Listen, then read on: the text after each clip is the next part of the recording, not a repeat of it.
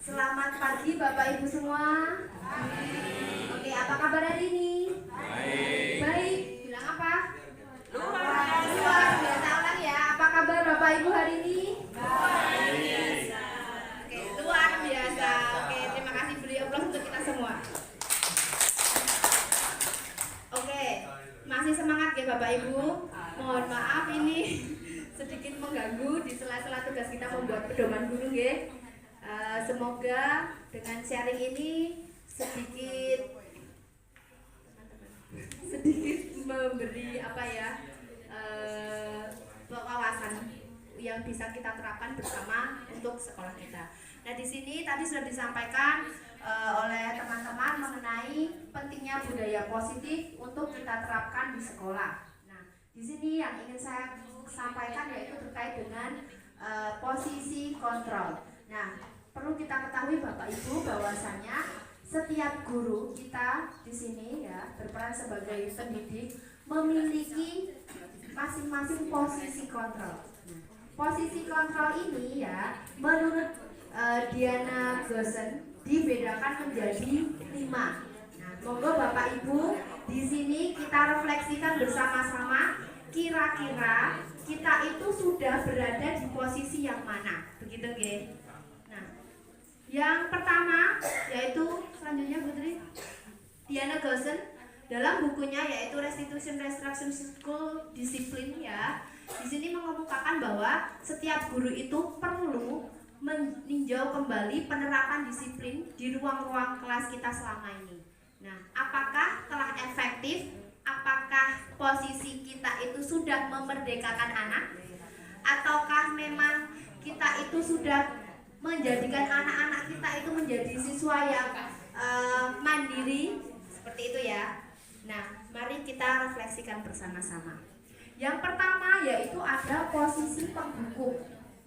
Kemudian ada posisi membuat rasa bersalah, posisi kita sebagai teman, posisi kita sebagai pemantau, dan yang terakhir itu sebagai manajer. Nah, di sini akan kita kupas satu persatu.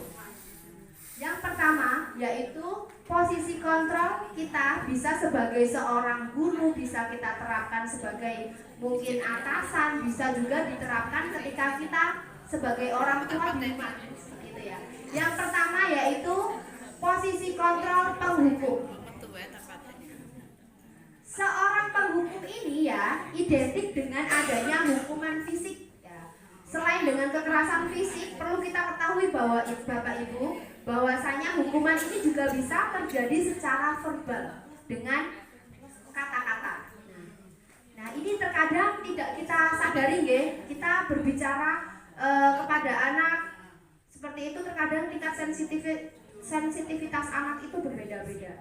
Nah, di sini ya seorang penghukum itu senantiasa memiliki asumsi bahwa sekolah itu memerlukan sistem ataupun alat yang dapat menekan murid-murid kita untuk patuh. Nah ini ya Bapak Ibu ya, sesuai dengan kurikulum kita yang merdeka, dengan posisi kontrol sebagai penghukum ini dikatakan sudah tidak relevan. Bolehlah kita mendisiplinkan anak dengan penghukuman. Tetapi di sini berbeda ya dengan konteks kurikulum kita saat ini. Kita Bapak Ibu, penghukuman kepada murid-murid kita itu dikatakan tidak dapat berjalan efektif. Karena apa? Bisa saja pada saat kita berikan penghukuman, misalnya kamu karena sudah terlambat, coba kamu keliling lapangan. Nah, oke, saat itu mereka memang bisa patuh dengan kita. Akan tetapi hasilnya bagaimana? Coba next selanjutnya Putri.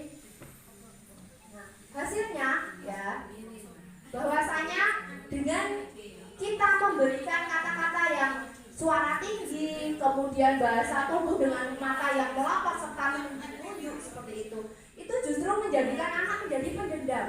Ya, terkadang dia patuh hanya saat itu saja, tetapi besok lagi seakan-akan seperti menganggap kita itu sebagai wah ini guru ini yang kemarin sudah menghukum saya, nah, saya harus kemudian membuat suatu pembalasan. Nah, dendam dan ini bersifat agresif ya. Dan ini sudah terkadang mereka langsung bisa coret-coret, terjadi vandalisme di mana-mana karena bentuk kekesalan dia terhadap saya diperlakukan seperti ini terhadap bapak ibu guru mungkin. Terus kemudian juga bisa melihat mungkin kendaraan bapak ibu digembosnya mungkin ya, atau mungkin menggoresnya dengan paku. Lah ini bisa terjadi. Nah untuk itu kita ubah mindset kita ya bapak ibu, bahwasanya kondisi disiplin positif itu tidak selalu dan tidak selamanya harus dengan hukuman. Selanjutnya Putri. Nah, yang kedua, pembuat merasa bersalah. Nah, di sini ya, posisi yang kedua ini seorang guru cenderung ada kata seperti ini. Ibu sangat kecewa sekali dengan kamu, Nak. Kenapa kemarin kamu tidak mengumpulkan tugas, hari ini tidak mengumpulkan tugas lagi? Nah, ini seakan-akan kita ingin menumbuhkan bahwa mereka secara naluri merasa bersalah, begitu kan ya? Nah, di sini posisi ini guru bersuara lebih lembut, kemudian pembuat rasa bersalah akan menggunakan rasa keheningan dan membuat orang lain itu merasa bersalah dan tidak nyaman. Nah, ini ada positif dan negatifnya. Kalau yang pertama tadi kita cenderung menghardik memberikan hukuman kepada anak, itu bisa secara fisik ataupun verbal. Di sini seorang guru lebih dengan kehalusan tapi membuat mereka merasa bersalah, selanjutnya merasa tidak nyaman seperti itu. Nah, posisi murid ini ya bisa lebih berdampak lebih buruk lagi. Kenapa? Karena dia akan merasa semakin tidak berharga, seperti tidak diinginkan. Ya, dan dia cenderung merasa ini saya sudah mengecewakan bapak ibu guru saya misalnya ya. Oke, selanjutnya nah pada posisi ini ya hasilnya bagaimana? Hasilnya murid akan merasa bersalah telah mengecewakan bapak ibu gurunya, dan bahkan dia akan merasa menjadi orang yang gagal. Nah, untuk itu bapak ibu, terkadang anak-anak yang temperamen itu biasanya dari ini ya, dari mulai dihukum dari secara fisik dan verbal, kemudian dipendam, terus sewaktu-waktu bisa meletus seperti itu, dan menyakiti dirinya sendiri. Selanjutnya begini. Nah ini posisi yang ketiga, seorang guru ini juga bisa memposisikan posisi kontrolnya sebagai teman. Nah, bagaimana ini? Saya yakini bahwa kita semua di sini pernah menerapkannya ya Bapak Ibu ya.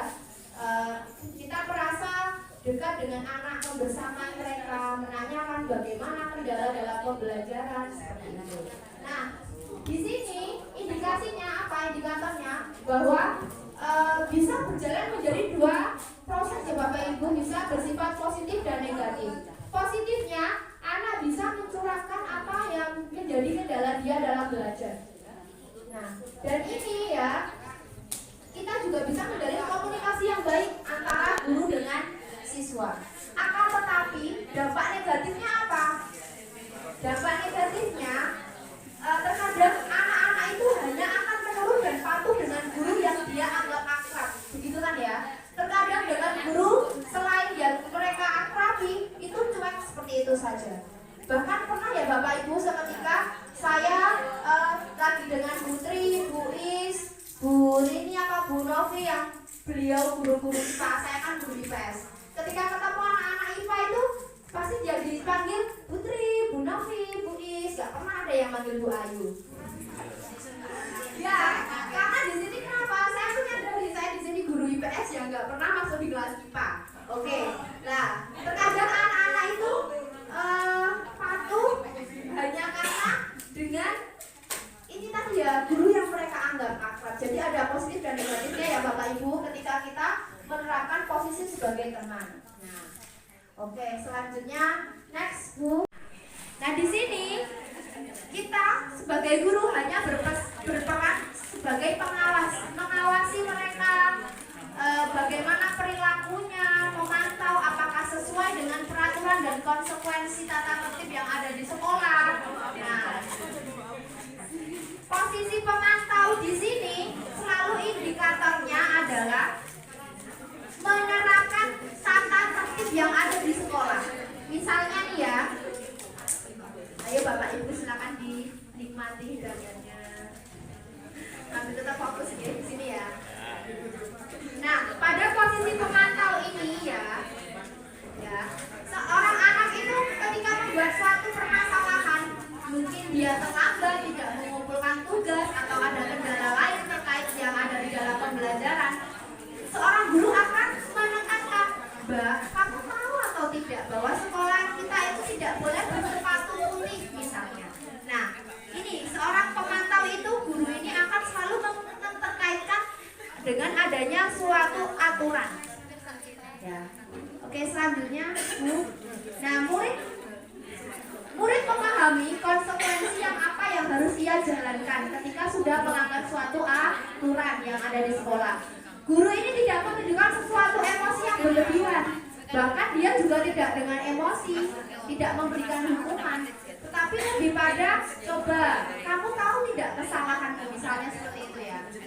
Nah, dan mereka juga harus tahu konsekuensi dari pelanggaran yang ia lakukan. Oke, yang terakhir, Bu. Yang terakhir di sini adalah posisi seorang guru pada posisi kontrol sebagai manajer. Nah, Bapak Ibu mohon perhatiannya ya. Di sini adalah poin penting untuk kita semua, nggih.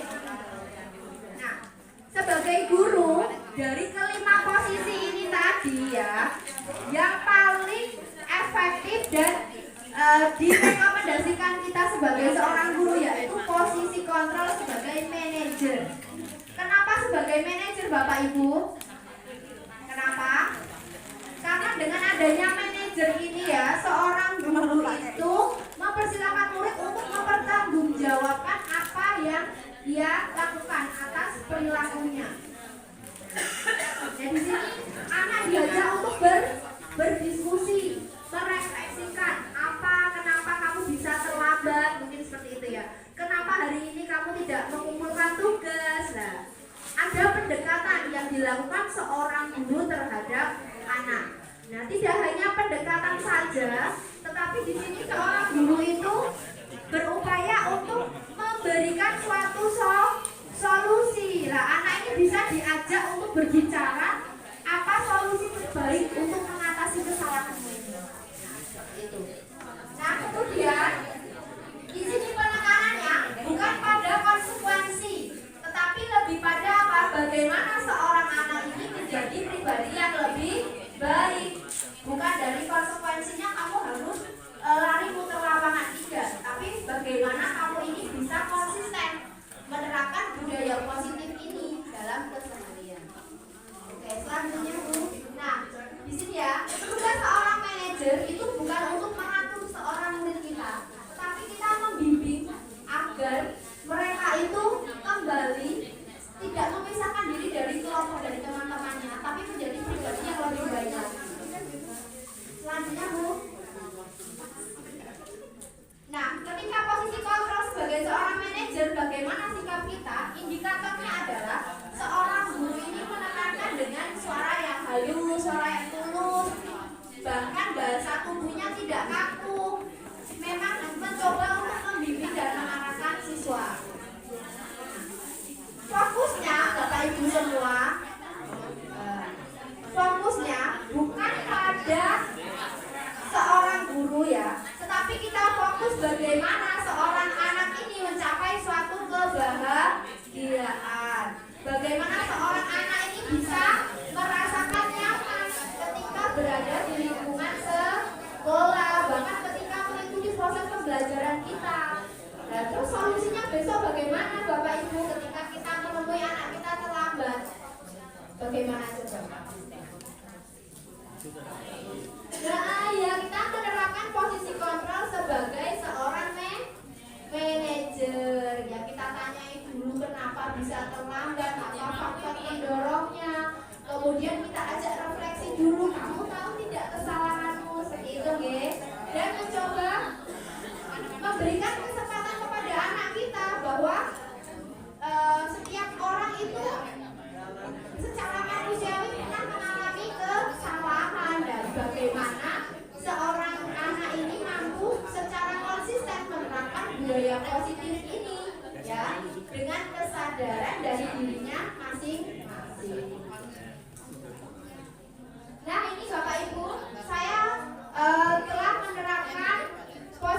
kali ini ya, dalam aksi nyata saya ketika di kelas, pada saat ini itu ada Mbak Jihania. Saya yakin di sini Bapak Ibu kelas 10 semua kenal dengan Mbak Jihania. Ya, dia di sini adalah artisnya kelas 10H yang selalu membuat keonaran dengan Bapak Ibu guru ya. Nah di sini setelah saya terapkan posisi manajerial dengan Mbak Jihania, dia merasa saya jadi lebih paham Bu dengan peraturan, saya lebih nyaman karena dan saya ingin berubah menjadi lebih baik lagi gitu ya. Terus kemudian yang kedua yaitu pada kasusnya Mbak Naswa. Nah karena ini waktu itu ada sedikit perundungan seperti itu ya, kesalahpahaman antar teman. Di sini saya ajar anaknya, kemudian dia bisa merasakan, saya merasa lega dan senang dapat menyampaikan isi hati saya. Ini ternyata anak itu juga butuh tempat ya Bapak Ibu ya, untuk mencurahkan rasa yang dia rasakan, isi hatinya. Dan saya juga akan berhati-hati dalam perkataan dan tidak akan menyinggung satu sama lain. Nah, terkadang yang saya katakan tadi ya, tingkat sensitivitas seseorang itu berbeda-beda. Nah, selanjutnya, oke, kesimpulannya, sebagai seorang pendidik, kita hendaknya menerapkan posisi kontrol sebagai manajer. Kenapa? Sehingga siswa mampu menyadari atas kesalahannya dan mampu memperoleh solusi yang terbaik. Oke, cukup saja, bisa sangat mudah dimengerti ya Bapak Ibu ya. Nah, karena saya yakin ini semua sudah kita terapkan dan bagaimana kita merefleksikan ini semua agar budaya positif itu dapat tertanam kuat pada anak-anak di sekolah kita. Oke, sekian dari saya. Wassalamualaikum warahmatullahi wabarakatuh.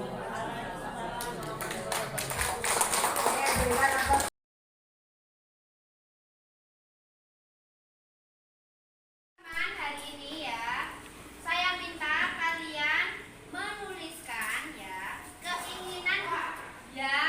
keinginan kalian dalam pembelajaran sosiologi ya. Kalian bebas boleh menuliskan apa saja, tapi satu saja yang nantinya akan kita sepakati sebagai suatu keyakinan kelas, gitu ya. Nah, di sini berkaitan dengan nilai-nilai kebijakan universal. Boleh tentang disiplin, tentang saling bertoleransi menghargai, boleh juga tentang apa yang keinginan pembelajaran seperti apa yang kalian inginkan. Contohnya mungkin seperti ini, ibu sekolah belajar sosiologi bebas tugas atau pekerjaan rumah misalnya ya, boleh saja ya. Nah nanti pasti ada solusinya, nanti akan kita tarik menjadi suatu keyakinan kelas, begitu nggih? Oke, ini satu. Silakan. Kamu aku ini apa ini? Ya ini ya. Jangan ikut. Kamu boleh bebas ya menuliskan apa saja yang kamu inginkan dalam pembelajaran sosiologi.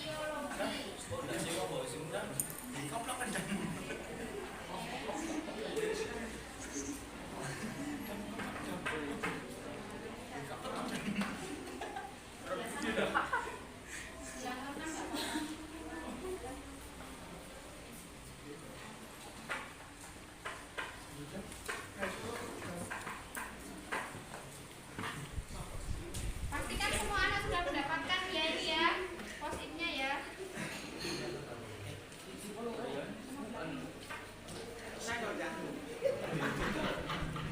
Sudah ada yang belum dapat?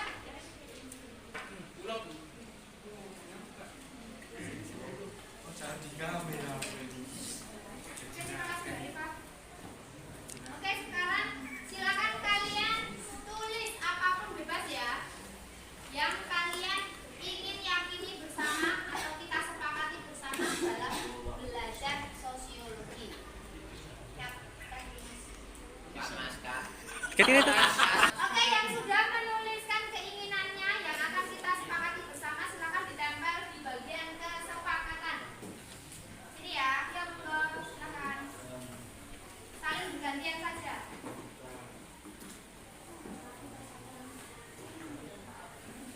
Ya, lagi.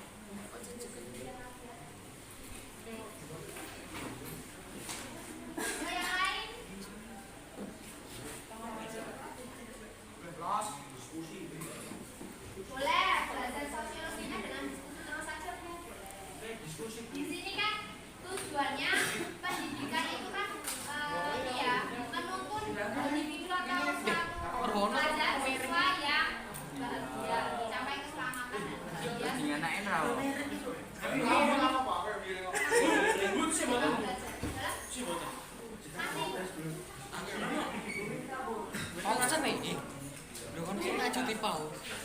Yang kurang boleh.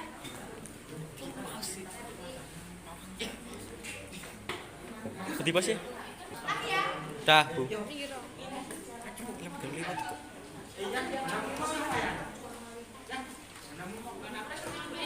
yang udah bisa ditempel ke depan.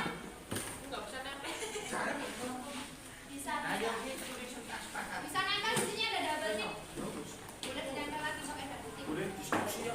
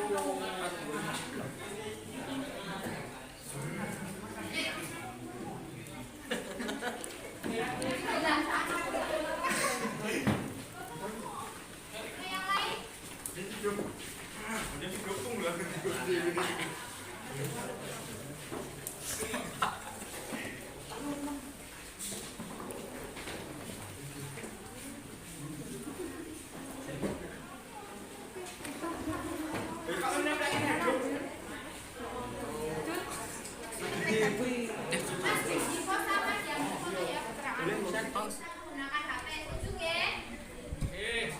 Setuju. Nanti kita ulangannya akan saya bentuk pakai Google Form terus ini.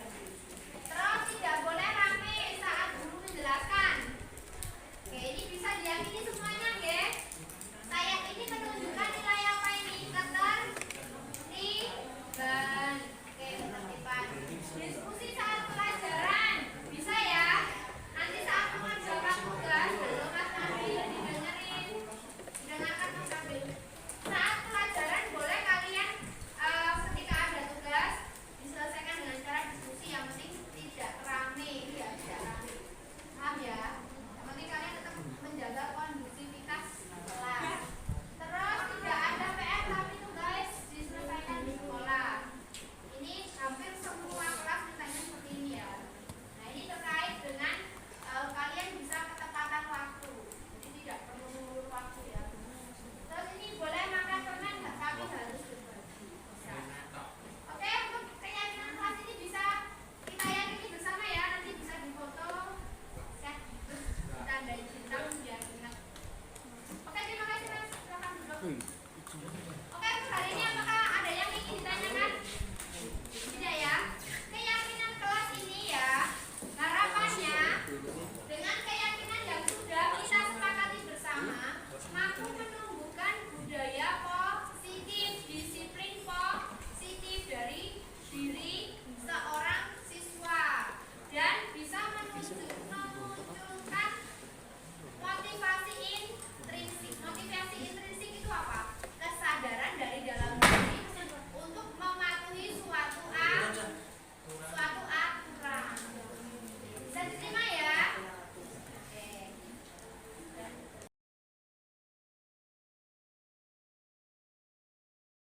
Jadi lebih paham tentang peraturan sekolah. Saya menyadari bahwa tindakan saya yang terlambat dan tidak menggunakan seragam adalah kesalahan, dan saya berjanji tidak akan mengulangi kesalahan dan menjadi siswa yang lebih baik dan tertib terhadap peraturan. Terima kasih.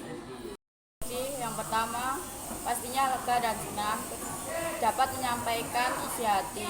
Yang kedua, saya dapat mengetahui kesalahan saya. Yang ketiga, saya akan berhati-hati dalam perkataan dan tidak menyinggung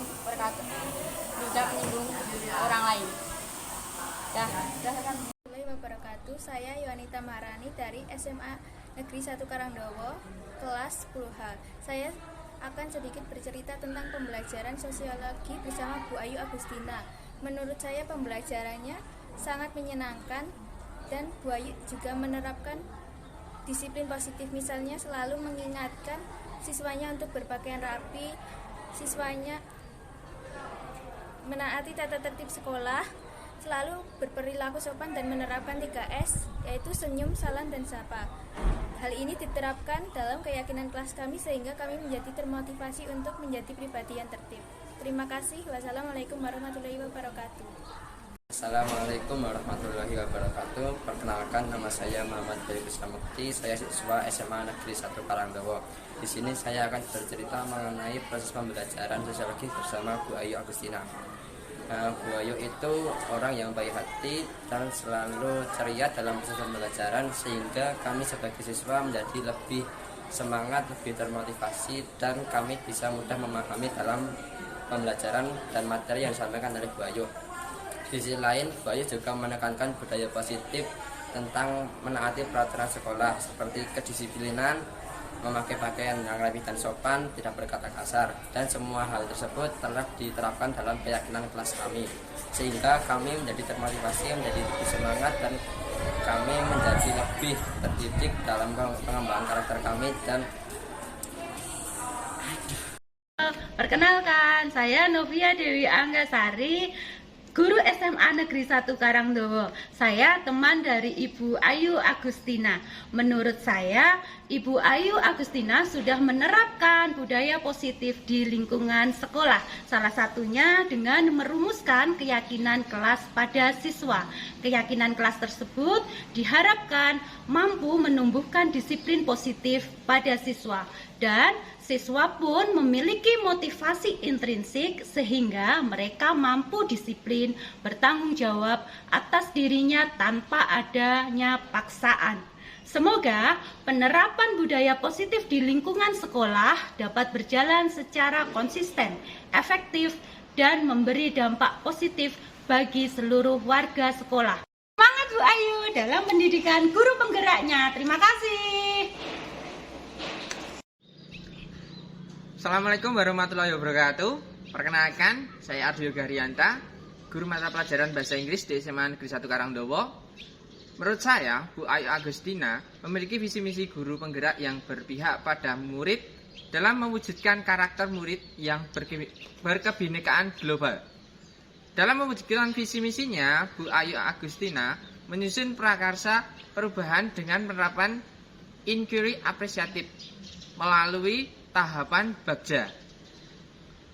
Dengan visi guru penggerak tersebut, kedepannya harapan saya mampu menumbuhkan karakter murid yang berkebinekaan global.